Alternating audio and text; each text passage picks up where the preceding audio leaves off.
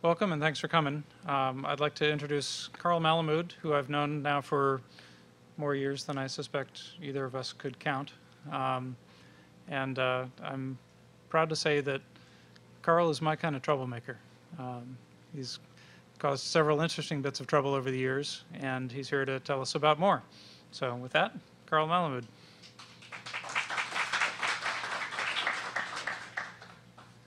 I guess I won't use the standard line, I'm from Washington and I'm here to help you. Actually, the line I use in Washington is I'm from the internet and I'm here to help you. I thought I would start and give you 10 minutes kind of a background just to kind of let you know where I'm coming from, and then talk about a new project that I've been putting together for about a year now.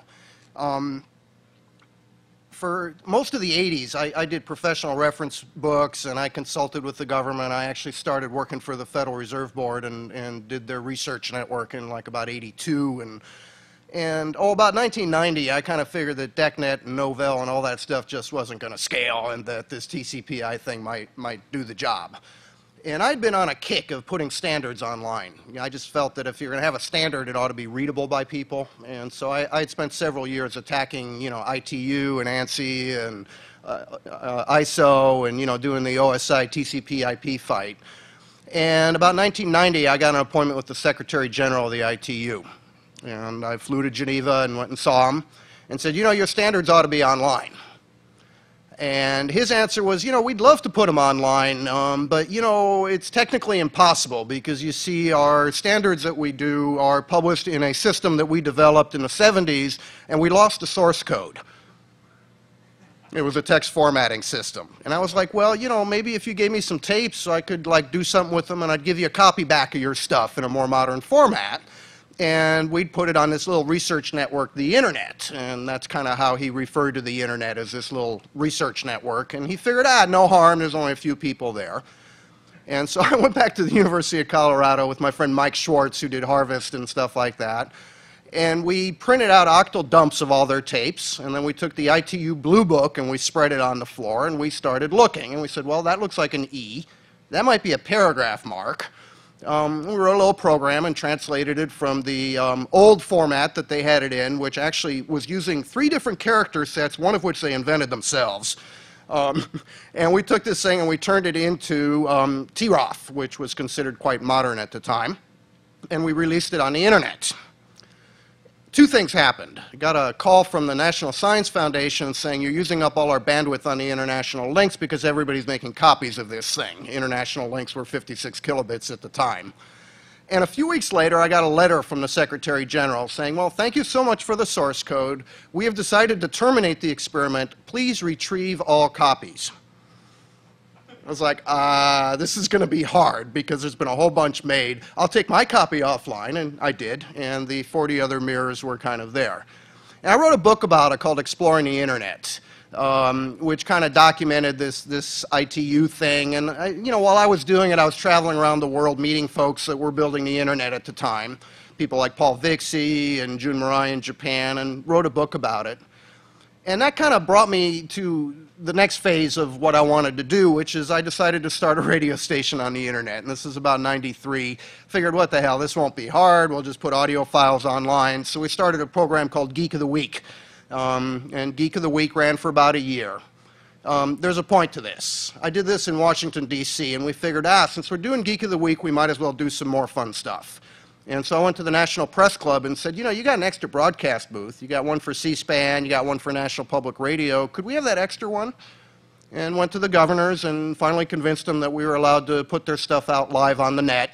And as part of that, ended up looking at government archives in Washington. And I think I spent most of the last decade kind of working on this issue of putting government stuff online. So the radio station led to a little demo on the Hill.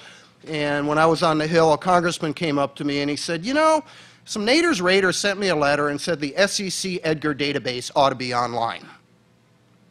Why isn't it?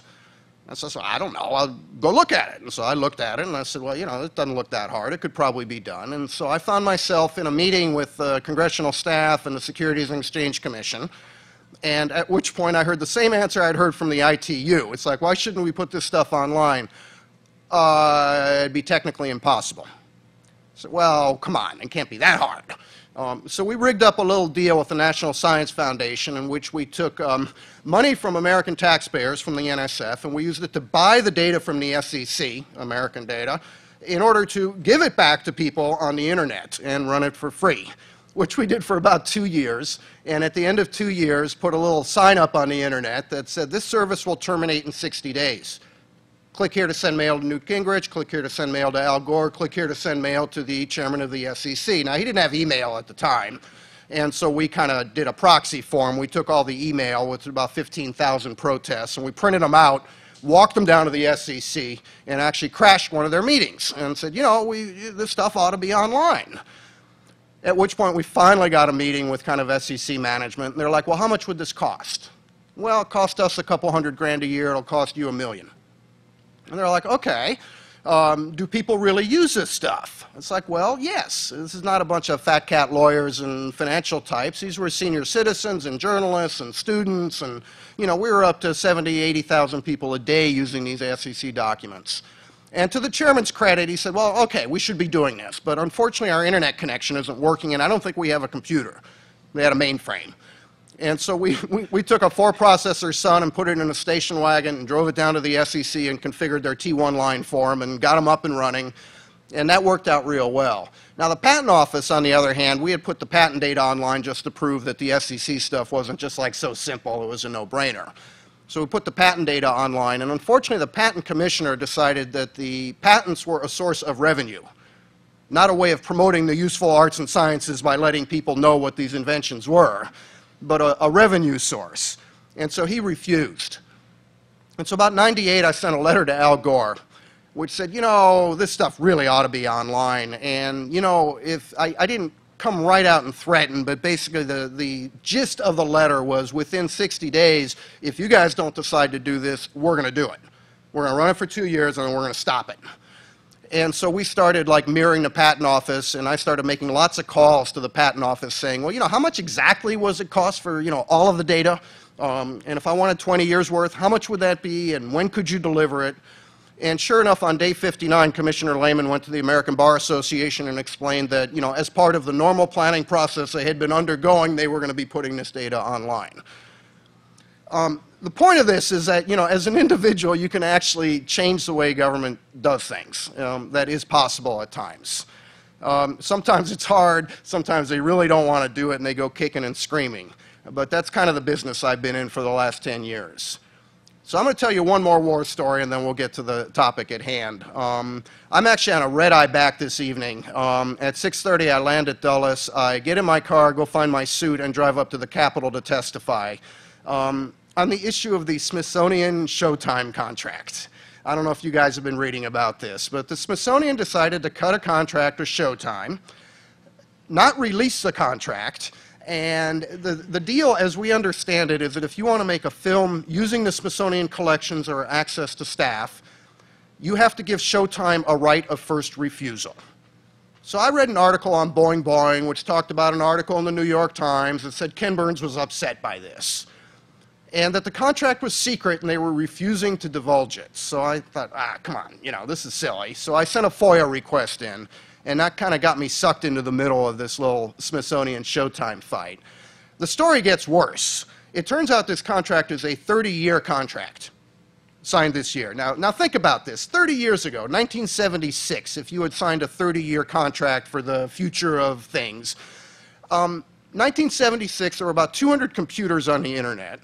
WTBS had just started going up to satellite. Cable industry was just starting to happen. C-SPAN didn't exist. And the next hot thing that was just about to happen was the fax machine.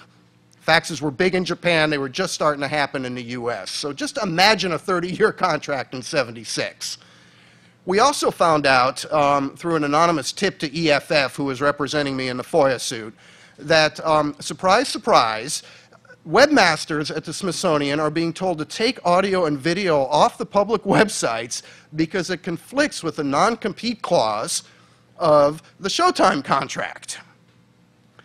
So I've been called up to the Hill. They were going to do hearings with the secretary anyway, but they've decided that a public panel is in order. I got a pointer to my testimony, and there's a pointer to some other things that are out there. But I just wanted to give you a little context, kind of where I'm coming from. I'm from Washington, but I'm kind of from the outside part of Washington. I work for a think tank called the Center for American Progress, and we're a kind of a liberal, nonpartisan, left-wing think tank. But I have to be careful. We're 501c3. So about a year and a half ago, when I got to Washington and joined the center, I got called in my boss by, who's John Podesta. He used to be Clinton's chief of staff. And he's like, you know, IPTV is really big. We should do something. What should we do? And I thought to myself, and this was last February, I guess, and I thought to myself, you know, there's something that's always really bugged me. And what bugs me is when you go to Washington and you go to a congressional hearing or you go to, you know, an executive agency briefing, you really need to be in Washington to observe the way our government works. Now, you know, there's some webcasting going on by a few congressional committees. There's some others, you know, there's some other things that are occasionally online. C-SPAN does a great job on the stuff they do, but, you know, they're 3 channels. They can only do so much. And there's probably 10 or 15 events happening every day in Washington. And there is no permanent archive. When I'm doing research and I want to go back and see a hearing, I want to see what so-and-so had to say about patents or about this or about that, that information has typically disappeared. It's just not there. So I started digging into, you know, how do you get access to hearings? There are stenographers. The video and the audio aren't there. Even with the stenographers, even with the transcripts, not all of those are available. There are proprietary services that make a lot of that available. Some of it shows up many months later from the Congress. But it's not like, gee, something interesting happened yesterday. I definitely will be able to find it by searching for it in Google. It's a hit or miss thing. So the way it works in Washington, if you are a congressional committee or executive briefings, you know, the Federal Communications Commission does hearings, Patent Office does them, all sorts of folks do these things. There's 2 ways you get your audio and video out. You do it yourself, and the way that typically works is a congressional committee gets their IT dude to buy a camera, and the IT dude goes to the back of the room and does the camera thing, nothing as sophisticated as Google Video. And then they go to some commercial webcasting company. And they stream it out, typically in real audio, real video. The other way you do it is you let the media do it for you. And there's some interesting things that have happened to the media market in Washington. It used to be if you were going to do a hearing live, what you did is you hired a satellite truck and you parked it out front.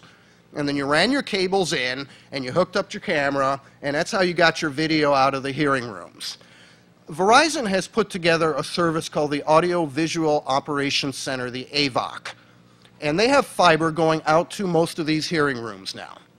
And so if you're major media, what you do is you go to the AVOC, and this is just a dedicated video over fiber switch. So this is using the SDI standard, 280 megabits per second, standard broadcast quality video on top of fiber, right? So it's not TCP IP or anything like that.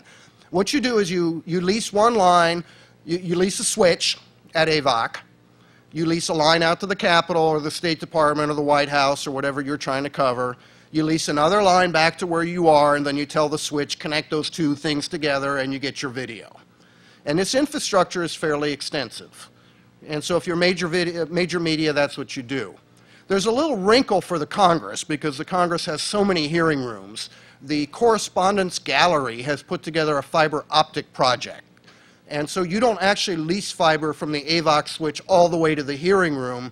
You run your fiber into the basement of the Capitol, and then you use the existing fiber infrastructure on the Hill to get back out to the various hearing rooms. Not all of them are wired now, but most of them are. So what I'm trying to put together is a little system that provides what I call the Washington Bridge. And the Washington Bridge is a gateway between the hearing rooms in Washington and either the real world or the internet, depending on who you're talking to. And the idea here is to get 16 of these rooms up and running, stream the data out live to the net, and archive it permanently. Now, there's a couple twists involved in this that make it interesting. To stream it out live to the net, what I'm looking at is what I call a wholesale retail model. So we get all this video coming in, and it's 280 megabits per second. And you probably don't want to feed 16 280 megabit per second streams out on the internet on the public peering infrastructure. But you can convert that stuff into either MPEG-2 at 50 megabits per second, which is really high quality stuff, or MPEG-4 even at 8 megabits per second is still pretty high quality stuff. And there's no reason why you can't take all these 16 streams, convert them to MPEG over TCP/IP, run it out to one of the large co-location facilities, such as Equinix or PAX, and make it available to people like Google Video, people like NBC, to any other folks that might want to take this data and do something with it. In your case, there's lots of stuff you'd probably do with it. And so this service is intended to provide the highest quality feeds we possibly can to folks like Google Video and NBC and the others. And also provide somewhat of a retail operation, if you will. And by retail, I don't mean charging money, but I mean direct service to end users. And the reason for doing that, instead of just relying on Google Video and NBC and everybody else to kind of provision this and do it properly, is because I'd like to view this system as somewhat of a research test bed, right? As something that we can do some interesting work on top of. So I'm working with some folks from Cisco that are very interested in, okay, how do we sign all these video streams to make sure that there's some authenticity in there if people change it. Some folks at Sun are very interested in automatic generation of metadata. You know, anything from speech to text, which as you know is a little iffy these days, to other things. You know, video scene identification, there's a whole bunch of stuff you can do. So how do you put something like this together and roll it out the door? What we're doing is I'm in the process of creating a new 501c3 nonprofit, and it's called the Public Memory Trust. And it has a mission of building public works projects on the internet. Project number 1 is the Washington Bridge. It's got a pretty simple business model, and it's the one that I've used all my life, which is try to get companies like Sun and Cisco to give me a boatload of hardware.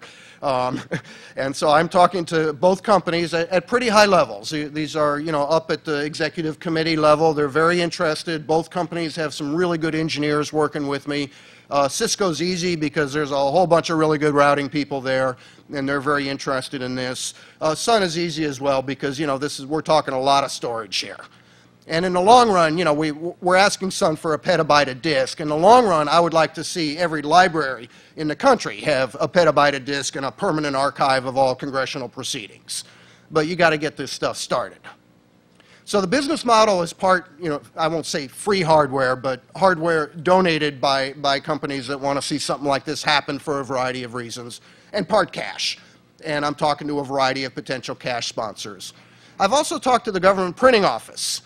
And they're very interested in this. And I actually went to see Bruce James, who is the public printer of the United States, which is, you know, he's an appointee of the president, and he's actually the official service provider for all 3 branches of government. He does Congress, the judiciary, and the executive. And I said, you know, in the long run, you need to be doing this, right? This is your job. We're not going to be doing this forever. But we'd like to run it for 3 or 4 years and prove that it can happen. And I was actually surprised by the reception I got. And the reception was very positive. It was like, this is good. We're not going to be able to do this right away. You can run a lot faster than we can. This is a good thing. We'd like to support you. And so we kind of, how do you do this? Because you don't really want to start a nonprofit and immediately take a lot of government funding because there's a lot of strings attached. You know, they're going to want a full spec ahead of time. And so we came up with what I think is a great way of doing things, which is they have a fellows program in which some of their young, bright staff go out to the agencies for a year. And they've agreed to give us a GPO fellow, which is prepaid staff for us, free training for them, and most importantly, a linkage with the government. It's what they call a public-private partnership these days. And so that means we're going to have 2 routes to be able to walk into an agency or to the Congress and say, hi, we want to, like, you know, get our cameras in here and get this video online. One is to go in as media. The other is to simply go in as you know, somebody helping the agencies get up and running. And so that's the kind of 2 different paths that we're going to be able to go in on this thing. So it's a new project. You know, I'm here sort of talking about vaporware, but it's vaporware I've been working on for a year. I think it looks like this thing is going to happen. We're in the process of writing the articles of incorporation. I've had a lot of talks with a variety of people within Google. Eric Schmidt used to be on the board of directors of our radio station way back when, and Vince Cerf was also on my board of directors. And so I've kind of pitched the project to them, and they were like, well, yeah, this is interesting. Go talk to the engineers. And so I called Steve up and said, you know, can I do a tech talk? And that's what brings me here. So that's kind of the prepared part of what I'm talking about, but I really just wanted to see if you folks had some questions. There's some, you know, interesting tweaks on this, interesting research projects we can do. There's some feasibility questions, you know, how do you engineer this? It turns out doing data centers in Washington, D.C. these days is really hard. All the colos are really either at capacity or doing a bad job, one of the two. And so there's some real challenges in engineering something like this. But I haven't seen any showstoppers yet. This doesn't seem, at least technically, like a hard thing to do. Certainly for a 3 or 4 year kind of roll this out, make it work, and then try to get the government to take the service over and do it themselves the way they ought to be doing it. So that's the basic outline. If you look at my links, I have a copy of this slide available at public.resource.org/google.techtalk.html.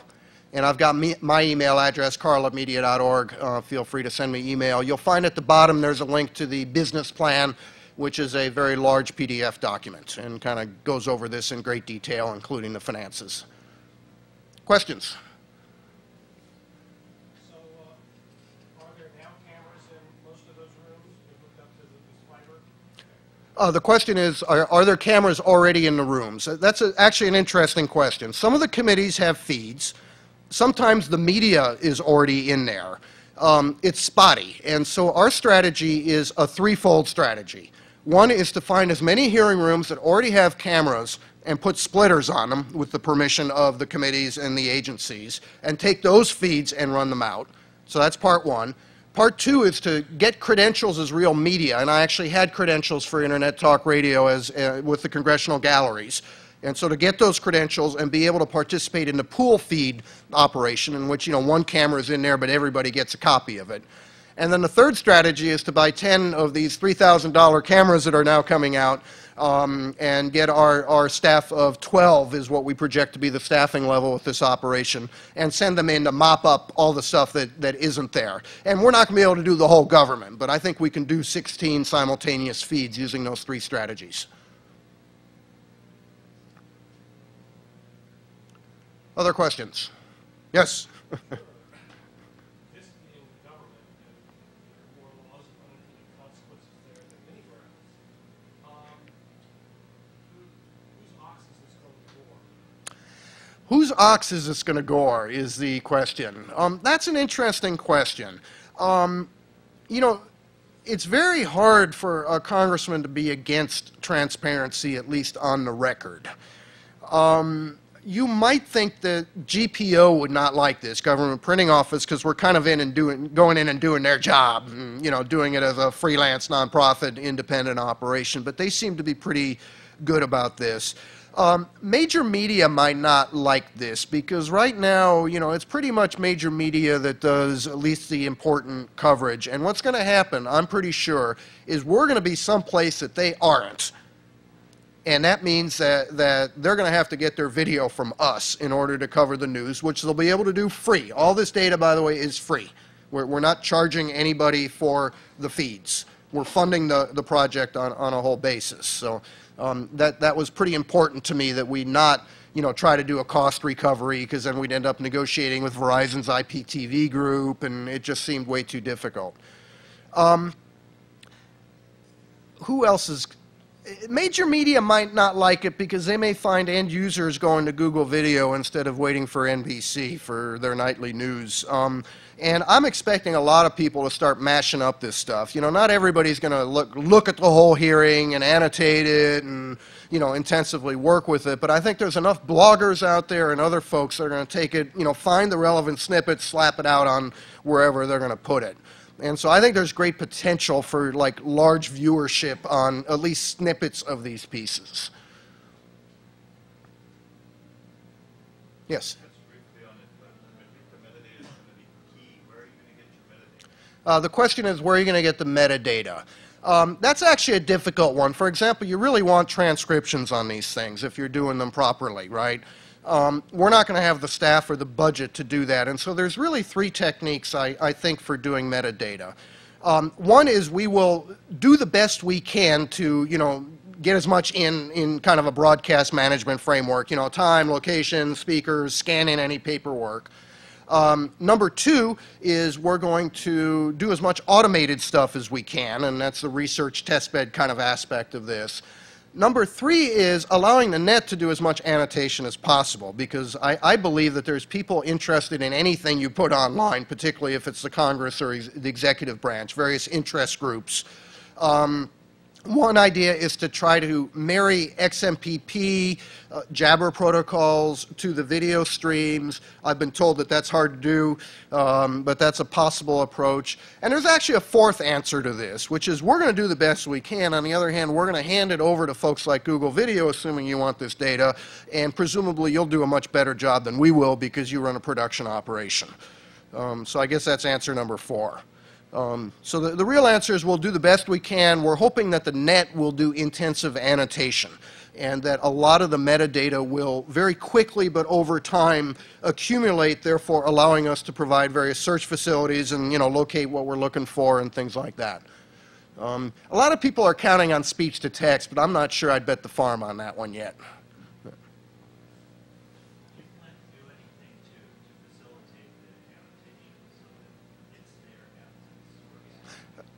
Question is, are we going to do anything to facilitate annotation? We're going to do everything we can with a staff of 12 and the people around us working on the project. The way we've structured this, like I said, is a 501c3, a public trust, and we're setting up what I call the Council of Public Engineers. I kind of like that name. And basically, each of the sponsors is throwing 3 people in. So Cisco's got a Cisco fellow, a distinguished engineer, and a team leader. Sun's got 3 really good people. One of the guys that did the honeycomb, storage architecture. And the hope is that by drawing on these advisors and, the staff and other volunteers and people interested, we'll be able to do something. But I don't want to wave my hands too much and say, gosh, we're going to, provide broadcast quality 16 channels a day. I mean, this could be 50 hours of video every day. That's likely to happen once we're up to speed. So, you got a question? So, I've never been in a hearing room. If there are stenographers going, any chance of getting a real-time feed from there? Question is, can we get a real-time feed from the stenographers? You bet I'm going to try.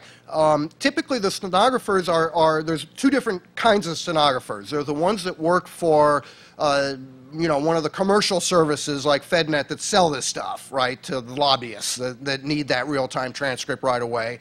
And then there's a stenographer for the agency or the committee that's keeping records. Typically what happens there is they do their stenography and then it goes off into the committee process and 3 months or 6 months later it comes back out. I will certainly go to them and say, gee, if we got a copy of what you're doing, we could put it online, it'd be great. You would save on your webcasting charges. Because right now these committees go retail to the extent they do webcasting. I mean, they hire some streaming media company, and if they have a hit on their hands, it breaks their budget. And so I think our proposition is pretty attractive, which is we'll put your stuff out in high res as well as lower res transformations for people. And I think that's an attractive proposition. My hope is that, if we can convince one committee chairman that it's time to upgrade their cameras and make them decent instead of the $50 webcams, and that maybe they ought to give us a copy of the stenographer's stuff, I think every one of the other committees would immediately begin doing the same thing. And so it's a question of, can you convince the first couple that, gee, they would look a lot better if they bought better cameras, they would look a lot better if the metadata were immediately available. Stephen. So I'm heartened by your mention of FedNet, because one of the themes in the ECHR stuff and the USPTO stuff and Smithsonian stuff is taking an intermediary and eliminating or minimizing their influence over the information and how it's, the terms under which it's distributed. Mm-hmm. So in this case, it initially seemed like there was no intermediary. But now that you mention one, what's their deal? What are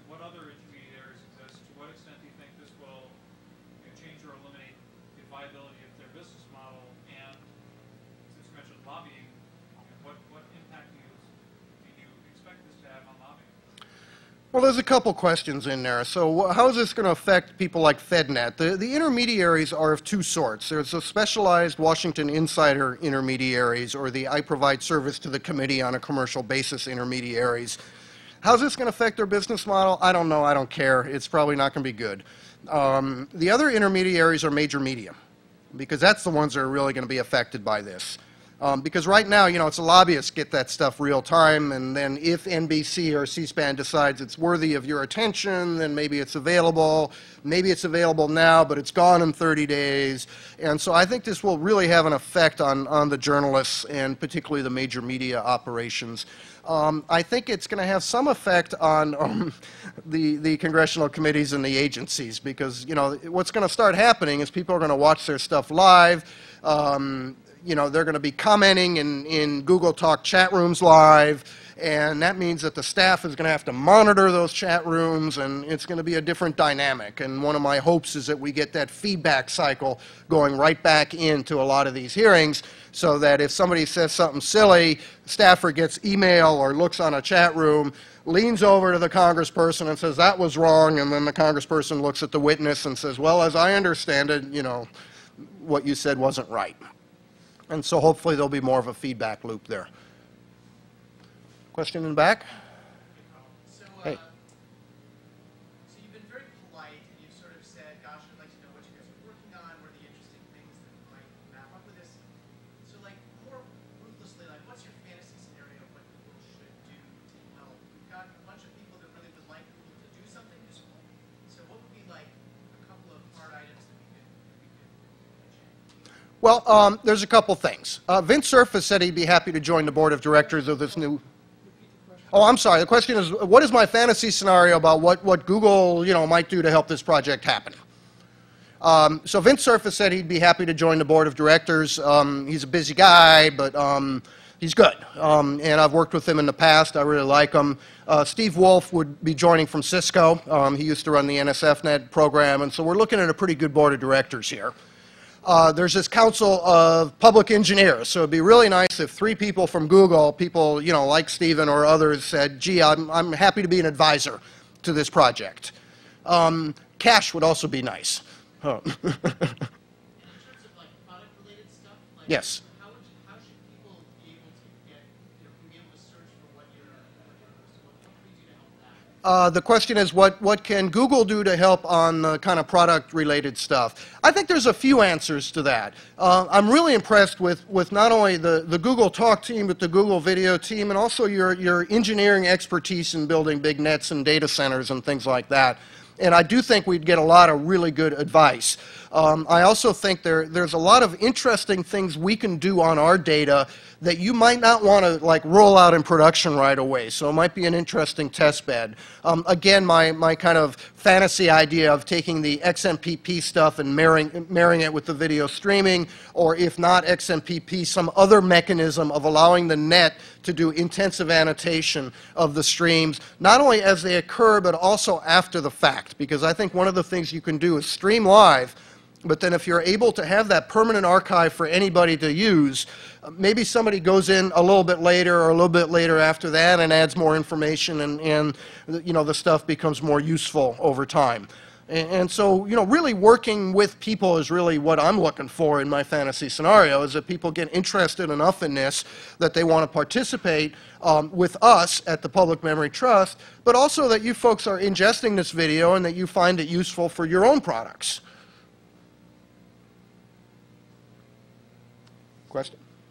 Is part of the project to provide a centralized annotation, kind of like a, I don't know, Wikipedia type information, or is it more distributed in your... The question is, do you have kind of a centralized annotation facility, or do you just let Google Video do one annotation? You know, we do one, somebody else does one. I think that's a research question, because I'm not sure how I would do. It has to be distributed, right? I mean, you have to, you know, certainly with XMPP, you have distributed servers. And so it's got to be distributed, particularly, you got institutional boundaries here. Is there a way of setting up a common URL scheme, common stamping of the data so we can know what we're talking about. Is there some stegography or watermarking or something we can do on there? And then is there some mechanism we can use that allows you to, create lots of value on the data, participate in a global whole, and still keep your business interests? And I think that's one of the things that we would want to work on. The core thing, streaming video out, I don't think is hard. There's some difficult engineering. We got to configure the routers right. We got to make sure we're peering properly. We've got the proper transit. We've picked the right formats. But I think this is all, straightforward. It's hard work, but straightforward. How do you add value on the data, particularly that much data, and particularly with potentially very large audiences, I think it's something we all struggle with. And that's one reason I'm attracted to this, because I wouldn't mind spending the next few years kind of, working on that stuff, because I think it would be interesting. I'm going to disagree respectfully. Okay. That video distribution is merely going to require hard work, and that's because I think that to get the penetration that you want, where you've got it such that there's an active feedback loop, Mm-hmm. I think that requires a sufficient number of viewers that you develop this community of people who are commenting and wanting to be heard by the staffer who's sitting and able to whisper in a congressman's ear to pardon the phrase, call bullshit on witness. Yeah. And that smells like multicast to me. So Stephen's point is that the engineering on the video distribution is not necessarily a no-brainer. I think I agree with him, so let me clarify my previous comment. I think it's hard work, and one reason I think this is doable is because there are people like Stephen interested in this, people like Randy Bush, who does IIJ. Hank Kilmer and Andrew Partan actually helped me do the initial engineering on kind of the sample configs. Hank ran Sprint's backbone, and Andrew did UUNet, and then went and did Vario. And so I understand the routing issues are difficult and the bandwidth provisioning issues are difficult, but I think there is great interest among the routing people on solving this problem and doing it. And so it's an issue I'm less worried about because I know the caliber of the people that are interested in the problem. Talking service providers, to what extent do you think that this content might be one of the things that brings multicast to a point where service providers actually want to deploy it? Question is, would this make multicasting like something that people actually do? That would be great. Internet 2 is multicast enabled, and so it's kind of a no-brainer to feed it onto Internet 2, send it out there. That gets it out to all the universities. Now, whether they're multicast enabled inside of their campus networks, that's another story. But, the big ones pretty much are. That's actually pretty decent infrastructure. We've been going since, gosh, at least 1990 on the ISP should do multicast, and so far, at least, it hasn't happened, and I agree it's the proper way to distribute this kind of stuff. And a lot of people do multicast, but then there's also kind of the streaming, people want to see it when they want instead of when it's actually there. There's some interesting protocols that dynamically build multicast tunnels to the edges that people like Juniper and Cisco have been working on. Which is a possibility, and some people think that might be a carrot and stick. The way this works is when you ask for a multicast address, instead of your whatever video player simply saying, oh, we don't have multicast, go away, you use a little plug-in on your PC. It goes to the router and says, I want this multicast address. The router uses any cast to go to a central directory, then dynamically builds a tunnel. And so the theory here is that if enough people are going in and dynamically building tunnels over the ISP's backbone, at some point they say, okay, we'll do multicast. I'm a little skeptical that I've been, I did a lot of M-bone broadcasting, multicasting, whatever, and long ago, and I've been watching the multicast stuff, and it's been terribly frustrating that it hasn't moved into the core infrastructure. And there's a lot of reasons for that. A lot of the ops guys are just like, this is too difficult, it's too hard, I can't train people to provision the routers properly. It would be great if this ended up being a carrot and a stick that helped move that along. Have you guys given thought to some of the other distribution methods like peer-to-peer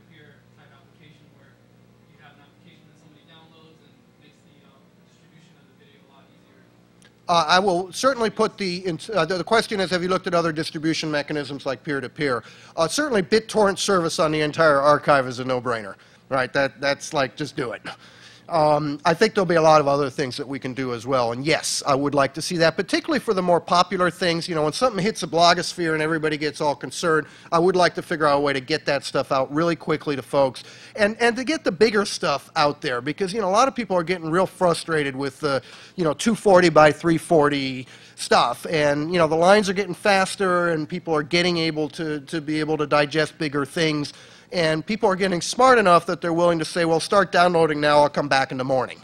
And so it is possible to begin thinking about, you know, gigabyte distribution of video, or, you know, hopefully at some point in the future we can even start going up to the full res stuff. I do a lot of work on high def, which is, you know, 160 gigabytes per hour uncompressed. And you can compress it down to 8 to 16 gigabytes per hour when you're doing a variety of compression techniques. But, you know, ultimately, that's still a little too big for folks. And so, yeah, the peer-to-peer stuff is one way to get that stuff out there, at least in chunks, and get it out to people. Any other questions? Got one here, and then one here. So how are you going to deal with, you know, the simple logistics of when do meetings start, things like that? You know, why is the camera pointed off from a weird angle? It seems like you need somebody to kind of to look at each feed at least for a minute when it starts, or things like this. Are you going to have enough staff to do that, or how do you envision that? Question is, how do you do the basic quality control of making sure the camera is not pointed out the window? We're looking at 12 staff, an executive director, a facilities manager, 5 network engineers, 5 video engineers, and one of the job requirements is everybody needs to be able to run a camera. We're going to do some simple broadcast management stuff. I don't want to spend the big bucks on the, you know, cable head end, you know, fancy stuff. But yeah, you're right. We are going to have to sit there and monitor. Now, the good news is Washington starts at 9 and stops at 5. And so I think it is possible to intensively monitor what you're doing and do a pretty good job on it. But people will be running fast. We're going to look for an executive director that understands that part of his or her job is going to be holding that camera a couple hours a day, in addition to the business planning and the board briefings and whatever else they do. Peter. Does C-SPAN, are you involved with C-SPAN? Do they care what you're doing? Is it supportive? The question is C-SPAN supportive? C-SPAN has, I went and talked to them and said, here's what I'm thinking of doing. I don't want you to think this is competitive. And so I have met with the founding chairman. I've talked intensively with one of their executive vice presidents, their chief operating officer. They're extremely supportive. Whether they'll participate or not, I don't know, but they don't view this as competitive. One of the issues that they learned with the Washington Correspondents' Dinner and the Colbert speech is that a lot of people on the net think their stuff is public domain. Well, it isn't public domain, and they have very strong feelings about things like events being viewed in their entirety. They don't want people using their stuff for political ads. And so they view it as a very positive thing that there would be a large public domain archive of stuff that they can point people to. They also view this as a potential source of video because they only have so many bodies. They can only be in so many places. And like I said, no matter what you cover, there might be something happening in another room which ends up being newsworthy. And so I do think in the long run, major media is going to be forced to deal with this service because they're just not going to want to miss, you know, in case something does happen. Yes? Does your scope include the floor of the House and Senate or anything like that as well, or just committees? Question is, does this include the floor of the House and Senate? The good news is the floor of the House and Senate is very easy to do. It's done by, basically by the Congress with C-SPAN acting as operator. That stuff is public domain. If you're a member of the gallery, you're able to do that. And like I said, I've previously had broadcast credentials with the gallery. I actually put the floor of the House and Senate audio online in '93, and we had a cool little search engine working on that. We had a guy from MIT come down and do speaker ID. Turned out it wasn't hard to do for the floor because there's a limited number of people. We brought in the Congressional record, coupled the speaker ID together with a little clever programming that he did. And so we actually had a Waze search engine where you could say, I want to hear all Democrats from Minnesota last week who spoke about the budget.